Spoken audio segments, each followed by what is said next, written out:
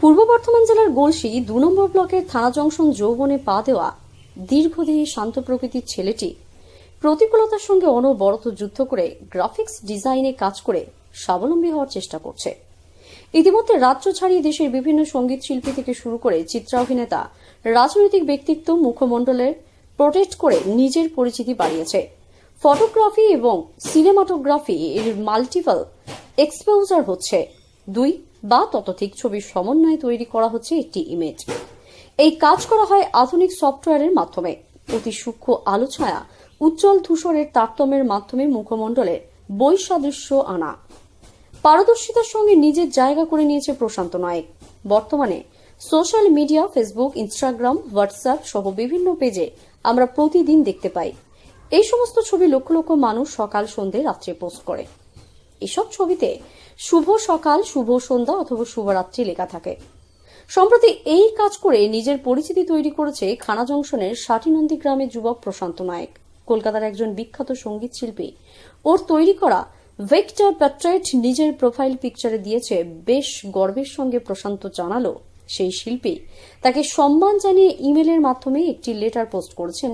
প্রশান্ত জানিয়েছেন, তার তৈরি করা ছবির মধ্যে বিশেষ করে রয়েছে সঙ্গীত শিল্পী অনুপম রায়, অনিরুদ্ধ মুখার্জি, পাশাপাশি রয়েছে ভুবন বাম। বিশেষ করে চলচ্চিত্র শিল্প তথা সাংসদ দেবের ছবি করে সে ভালো নাম করেছে। পাশাপাশি তার এর মধ্যে রয়েছে প্রাক্তন প্রধানমন্ত্রী অটল বিহারী বাজপেয়ী সহ বেশ কিছু মনীষীদের ছবি। এই মুহূর্তে প্রশান্ত জানাচ্ছেন, কলকাতার বর্ধমান সহ বিভিন্ন শহরে বড় বড় প্রসাধনী সংস্থা ও ট্রাভেল এজেন্সির সঙ্গে কাজ করেছে সে বলে কাশনী সংস্থার বিভিন্ন মডেল ও গেটের ডিজাইন করে আর্থিক সচ্ছলতা আসছে। প্রশান্ত তার প্রতিকূলতার কথা বলতে গিয়ে বলেছিল, নিম্ন মধ্যবিত্ত পরিবারের একমাত্র সন্তান। কিছুদিন আগে দিদির বিয়ে হয়েছে। তার বাবার একটি ছোট্ট দশকর্মার দোকান আছে, তা চালিয়ে তাদের সংসার কোনো প্রকারে চলছে।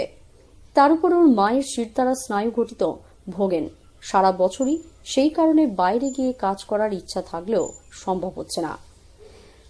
এছাড়া তার আরও বলেন, আরও অসুবিধার কথা জানাতে গিয়ে সে বলল, এই প্রত্যন্ত গ্রামে বিদ্যুৎ এবং ইন্টারনেট সহ বিভিন্ন প্রতিকূল পরিবেশের মধ্যে তাকে কাজ করতে হচ্ছে। আগামী দিনে ওর ইচ্ছা ভেক্টরের একটি কোম্পানি খুলে ওর মতন অনেক বেকার যুবকের কর্মসংস্থান করা। আমাদের পক্ষ থেকে নতুন প্রজন্মের গ্রাফিক্স শিল্পী প্রশান্ত নায়েকের প্রতি অসংখ্য শুভেচ্ছা রইল। কি করে ছেলে? Graphic design. আপনি বোঝেন এই কাজ? আমাকে বুঝিয়ে বলে বুঝতে পারি। কি মনে হচ্ছে এখান থেকে কি আগামী দিনে ওর ভবিষ্যৎ উজ্জ্বল হবে বলে মনে করেন আপনি? দেখি চেষ্টা করছে তো। আপনার কি মনে হয়? ও আমার শরীর খারাপের জন্যই তো বাইরে যেতে পারে না, সেই জন্য। তারপর এই কাজের ইয়েতে বাইরের ইয়েটা বেশি। বাইরে যেতে পারলে ভালো হতো নাকি? কি মনে হয় আপনার? ও আমার ছেলের ইচ্ছা যে আমি ঘরের থেকেই করবো কাজটা। বাড়ি বা করেছি আজ পর্যন্ত। তো আমার যে আপনার জীবনে মানে উল্লেখযোগ্য কাজ কি কি আছে?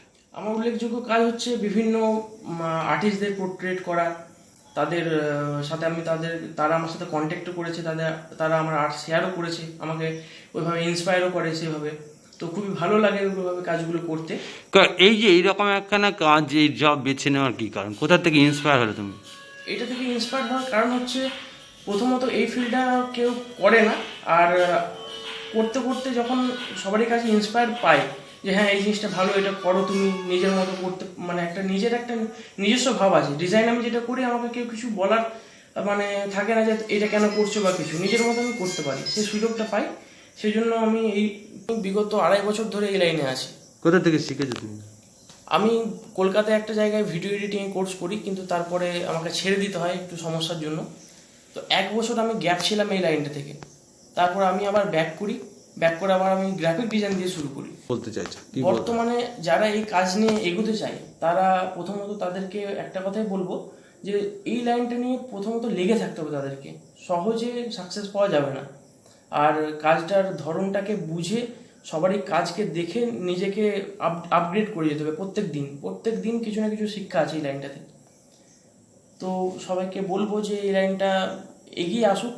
আমাদের মানে শিক্ষাগত বা পেশাগত দিকটাকে একটু পরিবর্তন করুক। তো একটা ভালো কম্পিউটার যেটা আমি এখন ইউজ করছি সেটা সেই স্টুডেন্ট লাইফে কেনা, আর একটা ভালো সিস্টেম দরকার, ইন্টারনেট দরকার, ব্রডব্যান্ড যেটা হাই স্পিড ইন্টারনেট, আর ইলেকট্রিসিটি। বেশ একটা কোম্পানির সাথে কাজ করছি, তো পরে ইচ্ছা আছে যে এদের সাথে কাজ করার সাথে সাথে নিজের একটা কোম্পানি ছোটোখাটো খোলার।